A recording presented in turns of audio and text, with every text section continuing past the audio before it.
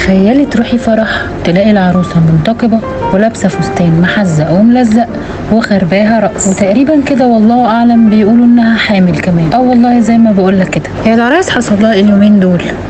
يلا ربنا يصلح الحال. فيديو صادم لعروسة في فرحها قلب الدنيا وهز السوشيال ميديا. ظهر في الفيديو ده عروسة منتقبة لابسة فستان ضيق جدا، واللي وصفوا البعض بانه لا يتناسب تماما مع آداب النقاب الإسلامية اللي فرضها الدين والمجتمع. بس المشكلة ما خلصتش لحد هنا. المصيبة ان الست هانم العروسة كانت بترقص رقص أقرب ما يكون للرقص الخليع زي ما بيقولوا، وكأنها رقاصة بتحيي الفرح من غير ما تراعي لا حرمة النقاب اللي هي لابساه ولا ثقافة وتقاليد الشعب المصري. الانتقادات ما كانتش للعروسة وبس، لا ده كمان جوزها اتروق حرفيا، والناس وصفته بانه مش راجل، وقالوا له ايه يا معلم، هو الشنب مش شغال معاك ولا ايه؟ اما بقى العروسة فخدت لها كلمتين حلوين اظن ان هم لو وصلوا لها ما اعتقدش انها هترقص في حياتها تاني ابدا.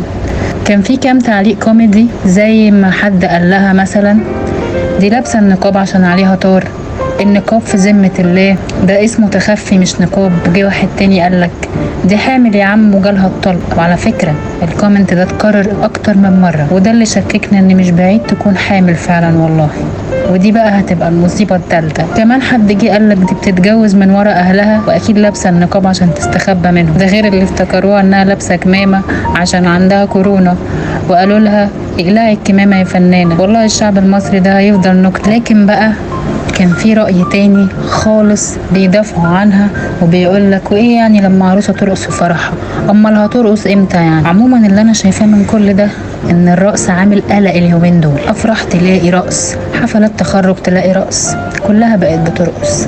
عموما ربنا يصلح الاحوال.